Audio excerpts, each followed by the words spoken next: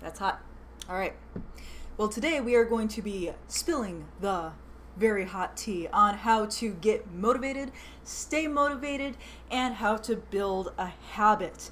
Because I know you are an ambitious person. You, dear listener, you have things that you want to do, that you want to accomplish in life. But motivation can be really, really hard. Getting started, getting going, really hard. And maybe you've looked back fondly on a time when you have been highly motivated and said, I got so much done. How do I get that back? How do I get that feeling back? So we're going to talk about how to actually do that, a shortcut to motivation, because motivation can feel like a very sort of ephemeral, fleeting emotion kind of a thing that we have no control over. So we're going to break down, we're going to dissect the structure of motivation. We're going to cut it open, pull it apart, and figure out what exactly is going on up in there so that we can Frankenstein together our very own emotional, what is it called? Motivation monster. Yes, motivation monster. Not an emotional monster. We're already that with quarantine. Motivational monster. Yes. Yes, we're going to get motivated today. That is our topic. So let's dive into the structure, shall we? Let's dive into the anatomy of the motivation. We're actually going to talk about motivation and habits today. So a couple of different things going on here. So the motivation loop and the habit loop. This is what we have our little structure of here. And the action is the thing that we want to do. The action is the thing that we want to take, right? The action is what moves us one step closer to our ultimate goals. So we recently did a live on goal setting and a live on how to set SMART goals and all that good stuff. But we have to take some kind of action, right? Once we have determined what type of action needs to be taken. So for example, if we want to improve our cardiovascular health, we know the action that we need to take is doing more cardio, is going for that walk, that run, doing that high intensity interval training. If our goal is to lose weight, then we have to work on our caloric intake, on our nutrition, on our diet plan, all that kind of stuff. And then we have to actually act on it by eating the food that is on the plan, right? So that would be the action. So taking that action can feel like a tremendous hurdle at times. So getting started in taking action, a lot of times it's really great to start off with motivation because motivation burns hot. When we have that motivation loop going, motivation burns super hot. It's like jet fuel. It gets you going. It's hot like my tea is way too hot right now. We are looking at going into that motivation to get something jump started, right? To get a new project started, to get things launched off the ground. Now, the structure of what creates this motivation loop, you're probably very familiar with. So the first thing is pain, okay? There's some kind of a problem you have that you're trying to solve. You're trying to solve whether you are in pain literally, physically, or and you're trying to solve that. That's one of the reasons why I got into fitness to begin with. Maybe you have some kind of emotional pain, some kind of cognitive dissonance that's happening that is causing you pain. Whatever it is, that pain gives you clarity. The clarity of, okay, I have to do something about this, right? This cannot stand. It is too painful, whatever it is, right? So you have to dig into your pain a little bit. What problem are you actually trying to solve? And be honest with yourself about that, whatever the problem is. Be honest with yourself about what the pain is that you are trying to solve. And that will help give you clarity. Once you are clear, once you are certain that you have a path forward, a solution, something that you can do that will move you forward, move you away from pain and into where you want to be, then this is a huge crucial part that a lot of people skip. You got to get support for that thing, okay? So if you don't have all three of these, the passion motivation loop is super fragile to begin with. If we are missing one of these three major components, you are really going to be really rocky, right? So if you have pain and you have support, but you have no vision or clarity about how to solve the problem, nothing's going to happen. Actions are going to be sporadic, if at all. If you have clarity and support, but no real reason, no real pain of why you're doing it, then it's also going to be rocky, right? So we got to know what our pain is, and all that good stuff. So so one just doesn't do without the other. But we don't want to put ourselves through a lot of pain all the dang time. That's not what we want to do. We want to, as much as possible, once we've identified the pain, we don't want to relive this pain over and over again to get us to act, right? We don't want to have to torture ourselves to get us to act. There may have been a time in your past that maybe you could think of right now when something was really horrible going on, or had gone on, and you kept reliving that, and it would spur you into action, and that action may have helped, but unfortunately you didn't have a good time with it. It didn't feel like progress because you were constantly putting yourself through that pain over and over again. So we want to make sure that we are taking advantage of being aware of these three components and how to use that as a shortcut to move forward. All right. So action is actually one of the shortcuts. So this might seem really counterintuitive, but doing before you plan can kind of help you get spurred into that clarity. And we talked a bit about this in a recent live too. Do things that reinforce your identity. I do, therefore I am, therefore I do. One of the biggest mistakes that I see beginner people make when they first get into fitness, like, I don't work with people who are already athletes, right? I work with people who are maybe spending too much time sitting at their computer, who need the gym to come to them. That is what the nerd gym is. So this person might be thinking, oh, well, I'm not a gym person, or I'm not an athlete, I'm not a physically fit person.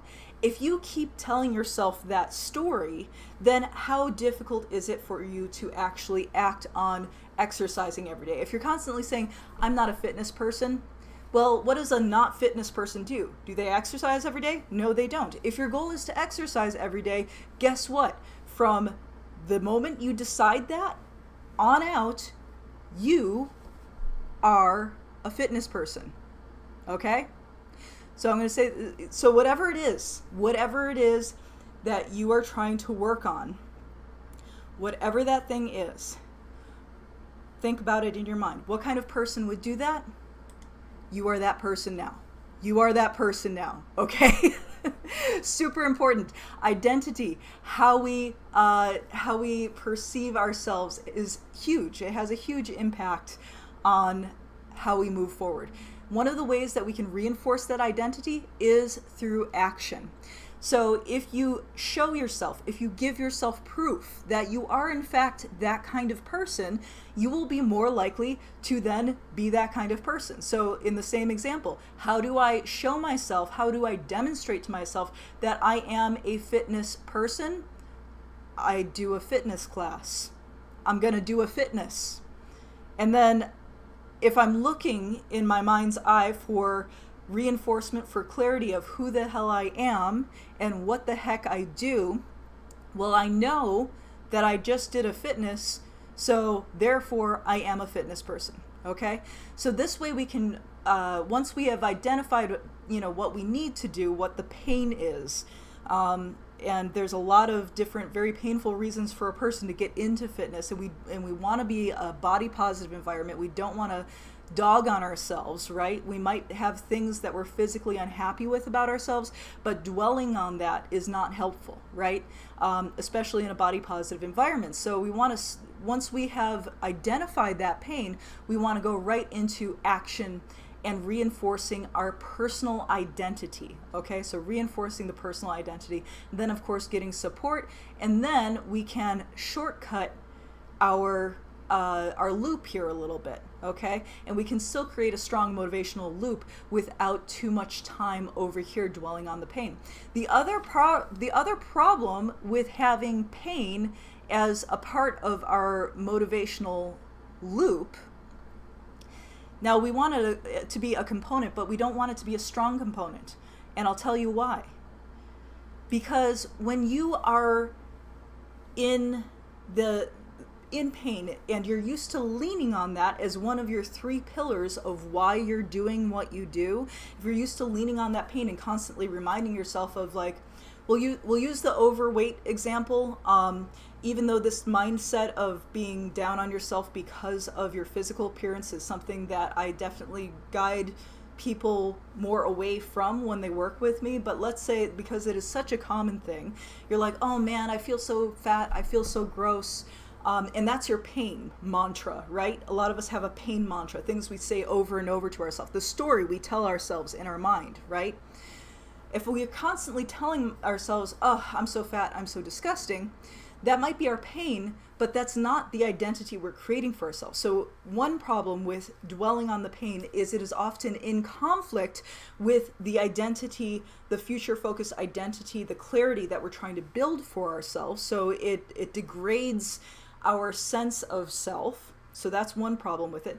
The other problem with it is, what if you're trying to establish a long-term exercise habit and you notice all these beautiful things happen to your body along the way, but the initial pain, the reason why I feel so fat, I feel so disgusting, that goes away at some point. Because if you're doing the actions, if you're actually acting and doing the things that you're supposed to do, that fat, disgusting feel, that goes away, right? And now what are you left with? You're left with clarity, but if you were used to using that pain as your clarity, you don't have that clarity really, because you don't have an identity of yourself that is a person who takes care of themselves, that is a fitness person, right? You only have this identity associated with the pain. So we want to move away from the identity that is associated with the pain and toward creating a new identity, a new clarity. So as we're talking about identity and clarity, there's a couple of different ways that we can look at this. We can look at clarity and identity as being the plan or the identity. So in other words, if I say, okay, my plan is I'm going to go to the gym 5 days a week, that is part of clarity. The other part, like knowing exactly what the plan is, what am I going to do? But the other part is to say, because I am a fitness person. So not only what am I going to do, but why do I do it? I'm doing this because I'm a fitness person, right? And then we get support for that goal. Super important. A lot of people, especially if they're over here dwelling on the pain part, a lot of people will not get the support they need because they feel like they are at fault, or they feel like they are flawed for this, and they don't want to open up and be like, man, like I need help because I am flawed, right? Which is unfortunate, but that's a lot of how people feel. We don't want to bear our weaknesses to others. So here again, if we move away from pain being our primary lean for this thing, and we put it up into clarity, and then we use clarity, support, action as our 3 legs of the stool rather than pain, clarity, support, action. We go from a 4-legged stool to a 3-legged stool. In a lot of ways, the 3 legs are more sustainable and more stable. To go clarity, support, action, clarity, support, action. And every time you act, you're reinforcing the clarity. And every time you have clarity on what you're doing and you can communicate what you're doing to others, you're going to get more support. And more people are going to encourage you and follow you. And they're going to see that you're taking action and say, yeah, you can do it. I see you doing it. You're doing great. And that's a lot better than being over here saying, I'm so fat, I'm so disgusting, because part of the problem with that pain too is when you're getting support, a lot of times the type of support you get, especially for that very specific example that I gave, that particular dialogue, you're going to get support that is maybe not spurring you to action. You're going to get the kind of support of people saying, no, you're not, that's not, you're not disgusting, you're fine. But if you're genuinely feeling that way, that doesn't solve the problem, right? That doesn't solve the pain for you. So you want to make sure that you're getting support to reinforce the identity of a person who takes care of themselves, and stay over here in these three.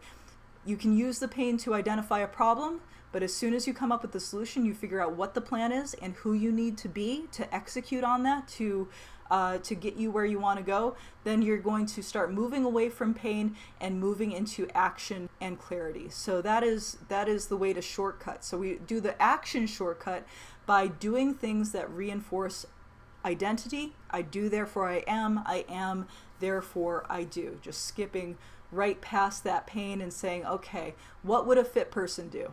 I'm that person now. What would an organized person do? I'm that person now. That is how we manage that shortcut. And taking imperfect action too. So it doesn't need to be like the best workout or the best laundry day where you ironed everything, you know. It's just some kind of action, and having and clearly seeing that you are taking action. This is why we definitely want to journal. This is why we want to make sure that we're taking note of progress along the way, so that we can literally see ourselves becoming that person. So that is why we do the journaling as well. That was our live day a couple days ago, I think, on journaling. All right, so clarity shortcut. So we talked about the action shortcut. So the action shortcut would be to act, to reinforce, I am the things I do. Okay, so that's one way to get the shortcut started, is to take action even though you don't feel like you've earned it yet. To take action even though it doesn't feel like this pain has gone away yet. To act as if. That's the other way to think of this one, is to act as if. Now the other one would be to go clarity shortcut. Now this one is kind of interesting. This is where things like vision boards, journaling, planning, all of that stuff can really come in handy. But one of the things that's super important if you're going to start in with a clarity shortcut is that you have to get the support like pretty much right away. So you want to get somebody on board with your plan. So you want to make sure that, so with action, if you do the action first, that reinforces your identity. So that's kind of 2 steps away from support. If you start in with clarity, you have to get support right away. So this would be like a current example that we have going on for our members right now is we've got our cardio challenge going on right now. So the plan is laid out for our members. There's a couple ways to participate in it. You've got a step goal, you've got a 5K goal, you've got a high intensity interval training goal, and you've got a heart rate goal. So there are different goals. You can do all of them if you're really hardcore, or you can do a couple of them. But it's the kind of thing where you don't want to just do it without telling anybody that you're doing it, okay? You want to get support from somewhere. You want to, once you have that plan, yes, you can act on it, reinforce, I am the type of person who runs a 5K every day. Awesome. But if you are not yet there with it, then you want to make sure that you tell at least somebody. This is why I encourage like social media posts, even though it's entirely possible that absolutely no one pays attention to your social media posts. I hate to break it to you. Hate to make you cry on this one, but a lot of the things you post, nobody pays attention to, or they like it, and then it's like they forget about it the next second. But the second you post up, the second you announce, I'm going to do a cardio challenge, or I'm going to run a 5K, or whatever it is, the moment you put that out into the universe, you feel more responsible to actually execute on it. Most of you. Some of you, it has the opposite effect. You know who you are. And if it has the opposite effect, you want to go through the other shortcut. You want to do the identity shortcut rather than the clarity shortcut. Okay, so we're talking about a couple of different types of people here. If you've read The 4 Tendencies by Gretchen Rubin, which those of you who are members of the Nerd Gym have heard me talk about this book before. This is in my recommended reading, The 4 Tendencies by Gretchen Rubin. And the reason why I like her approach to sort of categorize how people respond to expectations is because a lot of this can be applied with how we do the fitness. So for me, myself, I am what she calls a rebel type tendency. So I personally tend to rebel against expectations. So if I try to get support first, if I try the clarity approach where I'm like, I'm just going to make a plan and get support, then I will tend to, almost as soon as I put it out in the world, rebel against doing it. So for me, it's very important that I do first, that I actually take action, even if it's imperfect action.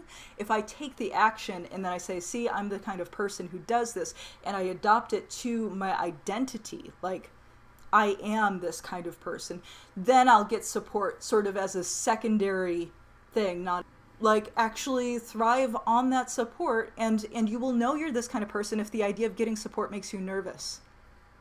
Okay? If the idea of getting support makes you a little bit nervous, that means you probably should. It means it'll actually work. Okay? So get support. All right. So clarity shortcut. This is where you would do the vision board or the journaling or the planning first, and then immediately get support from friends, family, loved ones, social media, hopefully multiple layers of support. So that is this shortcut. The other shortcut, like I said, we're looking at taking imperfect action and reinforcing identity. So that's two ways. That is two ways you can do this. You can do this. All right? You can make yourself motivated. You don't have to wait. Motivation is awesome. Motivation is going to help you accomplish your goals. Motivation is what we're talking about today. So let's talk a little bit more about summarizing this, and then we're going to talk about turning that motivation into a habit. Because this motivation circle, it's beautiful, but it is a little bit volatile. I won't say volatile, short-lived. It is short-lived, okay? So we can go through this motivation passion cycle for a while, but it's going to get exhausting after a while, okay? And there are people who can stay here for weeks, months, years, days, hours. It's all over the map. I would say that the reason why most fitness challenges are like 5 or 6 weeks long is because for most people, this passion motivation loop, that's about the date you've got on it. Passion motivation, you've got about a month, okay? So once you've created that clarity, that action, that support, you got about a month of this before it wears off, unless we turn it into a habit. Okay, so turning motivation into a habit. So we've got the clarity, we've got the support, we've got the action. Now, as soon as we take action to bump it down into our habit loop, we've got to reward ourselves for the action. So we have our clarity, we have our support, we take action, reward. Okay, so action, reward. Now, reward is trickier than you might think, okay? So there are some activities that are rewarding in and of themselves. And if you're lucky, if you are consistent and lucky, I should say, the action that you're taking will become rewarding in and of itself before the motivation wears off. But I would say more often than not, for most people, the motivation wears off before the action becomes rewarding in and of itself. And again, exercise is a great example of this, especially for beginners. Because if you are exercising and you're like, man, this is really hard, this is really tough, and I feel not great necessarily afterwards, I still feel sore afterwards, that's going to last usually more than 6 weeks. Hate to break it to you. So having a good strong sense of, like identity and everything will help you push through that phase. But if the 6 weeks goes by and the act of exercise is still not rewarding, likely it won't become a habit. It just won't. Okay? And this is why people yo-yo. So what we want to do, as soon as you, and I'll stick with the exercise example, as soon as we exercise, we want to reward ourselves for that action. The more immediate the reward is, the better. The more tightly associated it is with the action, the better. And when we think reward, there's a number of ways we can think about this, but we want to make the reward as little work as possible. Okay, so sometimes you'll see in certain self-care circles, they'll be like, "Oh, reward yourself with a bath." I'm sorry, a bath is a lot of steps and a lot of work, so that's too many steps. Okay, it has to be action, almost immediate reward. And I'm going to say something, well, as Trixie Mattel might say, controversial yet brave. I'm going to say something controversial yet brave.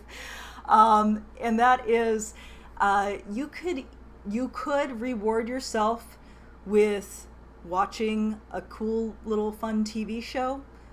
You could reward yourself with a piece of chocolate. Okay, you can reward yourself with anything, and you're gonna say, "Oh, whoa, wait a minute, Melanie. Piece of chocolate. I'm trying to lose weight. I've got the nutrition going. Like, I can't reward my workout with a piece of chocolate." There has actually been a, oh, gosh, I gotta find the link to this study, but I'll put it in the description later. In any case, German study was done with runners and people who are establishing a running habit, and they found that yes, rewarding them with the chocolate meant that the group that was rewarded with the chocolate, small piece of chocolate after each run, they stuck with it even after the chocolate reward went away. In other words, you don't have to reward yourself the same reward forever. You just have to reward yourself enough for it to become a habit. And then when it's a habit, maybe at some point it's going to become self-rewarding. Okay? So think about what your reward might be. It might be giving yourself a sticker on a sticker chart. I'm a big fan of sticker charts. It might be, checking that box. Sometimes just something that simple is enough. It might be giving yourself like 5 minutes to watch your favorite funny YouTube, or to listen to a really good song. If you were listening to the live stream about things to feel better right away, deep breath, 3 minutes, move into your favorite song. So music is a wonderful way to make exercise more rewarding. Okay? If you're just getting started, make sure that you've got a good exercise playlist. That's part of the reason why with the live classes at the Nerd Gym, we have y'all on mute so that you can pump up your personal best music jams while you're working out and feel amazing. So you want to find some kind of reward. So the reward, it can be it's something that should make you feel. That's what we want out of the reward, is something that makes you feel good. So something that makes you laugh, something that makes you smile, something that gives you a little bit of a rush. So taking some deep breaths, rewarding yourself verbally, saying, "I did a great job, good job, body." That's a fabulous thing to do. Giving yourself a reward with social status by posting to social media. That's very effective for a lot of people. There's nothing wrong with that. That's why there's so many like Instagrams with a bunch of selfies from the gym, because that can be rewarding. You get like and reinforcement and social support, right?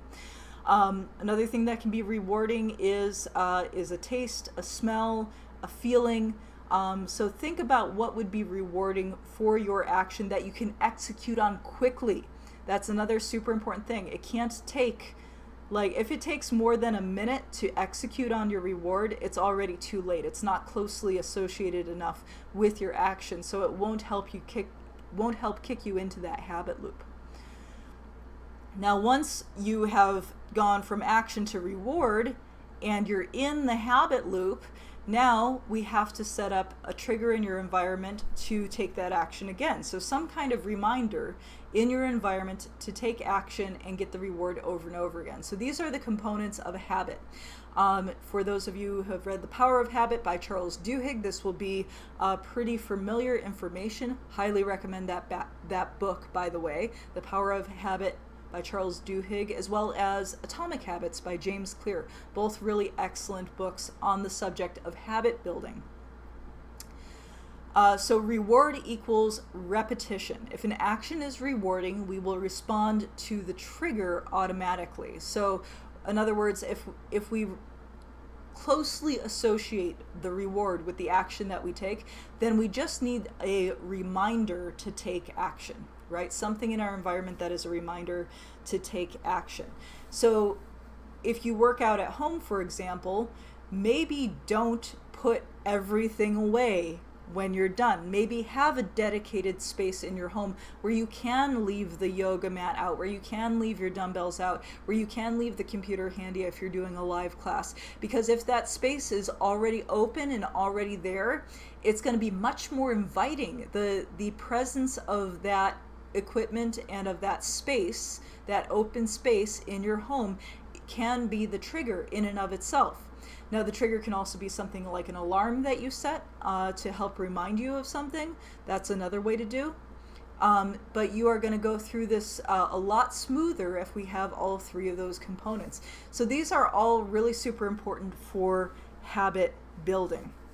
Now, and if we're trying to undo a habit, it's also important to remember all these things, right? One of the most vivid memories I have of a client overcoming a habit that she was trying to break, or creating a new habit. There was this woman I worked with, and I'll give you two different stories, actually. Two different stories. Okay, so there was this woman I worked with, and she was trying to break the habit of getting her daily Starbucks coffee.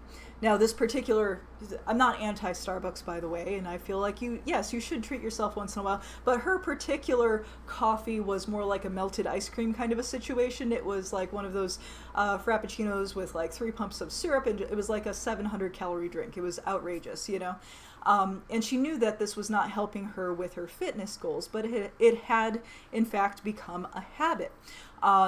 This is why fast food restaurants set themselves up on, very visible corners and such. It makes it easy to drive through, all those kinds of things, because being in the environment available and on people's routes is the trigger, right? So she was coming to the gym one day, and she came in with her Starbucks cup, her empty Starbucks cup, and she looked at me. She says, "I don't remember stopping for this on my way to work this morning, but I did." And I looked at her like, huh? She says, "Okay, so I was on my way to work. I always go, previously I'd always gone to Starbucks, then hopped on the I-10 and go to work." And she says, "I don't remember going through the drive-through, but I reached for my cup when I was on the I-10 and took a sip, and there it was." And my first immediate thought was, "Oh, you left an old coffee in your car?" And she says, "No, it was hot, it was fresh. I must have gone through the drive-through. I don't even remember going through." Okay, and I know you've experienced this. You've maybe been going someplace, like driving someplace in your car, and thought, "Oh, I meant to turn, back there or whatever," but you kept going on a route that you were familiar with. That's habit. That's habit at work. Habit, it allows our brain to take a break. The brain is a hard-working machine. It accounts for 20% of our total caloric burn per day, and your brain, for efficiency's sake, will shut down to some degree whenever it can. Habits are one of the ways that your brain can allow itself to kind of take a little break, to shut down a little bit. So if you are used to going on a certain route, your brain will kind of default to that, because deviating from that route after it has become a habit can make it really, really difficult. So in her case, literally taking a different route to work was the fix for not stopping and getting her Starbucks. Similar situation, different person was trying to make it to the gym every day. So we have the Starbucks situation. She was trying to break a habit, right? So we take out the trigger.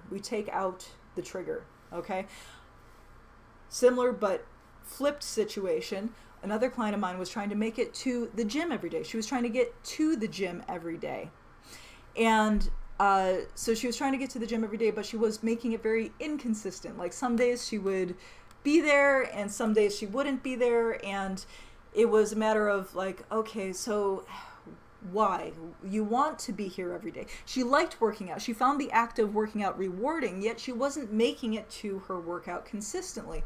And she says, yeah, some days I make it here, and then other days I go home and I don't want to go back out again. I'm like, oh, okay. So I totally get that. Do you ever go home after work? Because she would come after work.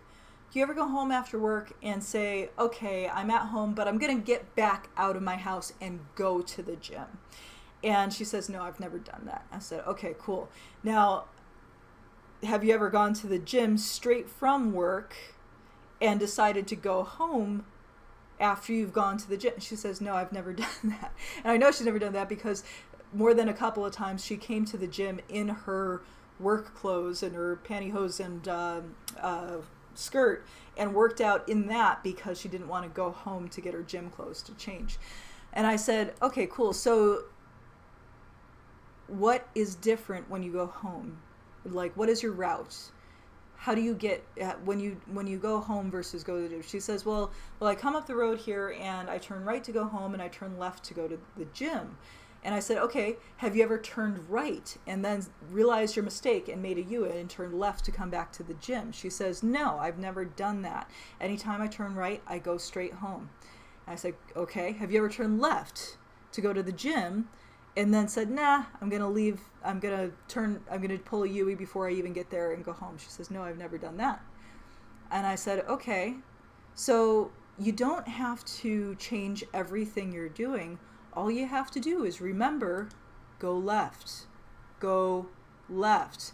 That is the trigger. That is the trigger for this particular person, is to go left. So she put a sticky note on her steering wheel to remind her for a little while, and she just had to remember to turn left. She didn't have to restructure everything that she was doing. She didn't have to like go home, find the motivation to get up and go out again. She just had to remember, don't turn right on your way home, turn left.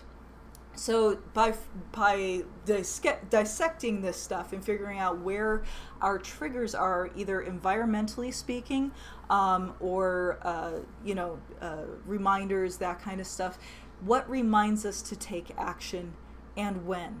Okay, we can do that to make a habit, and we can do that to break a habit. So we've got our cycle here. Okay, action, reward, trigger. Okay, so we want to make sure we're rewarding ourselves every time, and when we do, we will respond to that trigger automatically. So like I find eating candy corn very rewarding, so as soon as I see candy corn in the store, my trigger is there and I will act by buying the candy corn to get the reward, right? We want to set up that same ease of action, trigger, reward with the healthy habits that we're trying to build.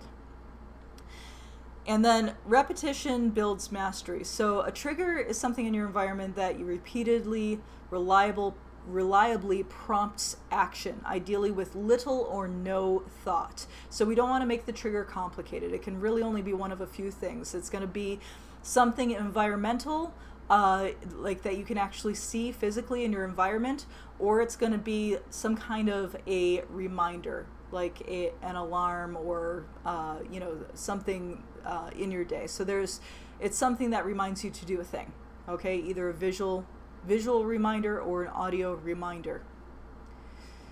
And then, most importantly, as you are building these habits, remove all obstacles. Remove all obstacles. If you want to break a habit, you put an obstacle in the way. Add friction. The tea's finally cooled off. Thank goodness. That's good. I'm doing, let's see. What is it? Celestial Seasonings Blackberry Cherry. I like these Celestial Seasonings teas. They're good. Not sponsored, by the way. Hit me up, Celestial Seasonings. I know I talk about them enough. Okay. So remove all obstacles, no matter how small. So a friend of mine, they wanted to do yoga every day when they got home. They are a yoga instructor. They love yoga. Yoga, the action of doing yoga is already rewarding for them. That's not the problem, right? When they walk into their house, they have their yoga mat out. Yoga mat is out. That's not the problem, okay? So the trigger is present in the environment. They find yoga rewarding. Why are they not taking action? I asked them what their routine is when they walk in the house, because they said, I want to do yoga when I get home on my lunch break every afternoon. I'm like, okay, cool. When you walk in the house, what happens before you can take action? You said the yoga mat's out, so you already have the environmental trigger. So what prevents you from taking action? And they weren't sure, but we narrowed it down. They said, okay, I said, okay, when you do yoga, do you do it with shoes on? And they said, no, when I do yoga, I don't do it with shoes on. I said, okay, when you walk into your house, do you take your shoes off? And they said, no, I don't take my shoes off when I walk in the house. I said, okay, so when do you take your shoes off? Oh, well, usually I walk in, I go, to the back room, I do a couple things, and then when it's time for me to do my yoga, I take my shoes off and I go. I'm like, okay, so the only thing between your yoga mat and doing yoga on your yoga mat is your shoes. So, take your shoes off when you get in the house. Take your shoes off. You want to do yoga right away when you get in the house? Like you don't want to do anything else before? No, I don't want to do anything else before. Good. So the second you walk in, take your shoes off. That's the obstacle. All right, so that's how we figured that one out. So they removed the shoes as soon as they walked in the house, and then they could take action because the mat was right there already. So they could take action and get that habit going again. So sometimes, in fact, I would say most times, the obstacles are really small.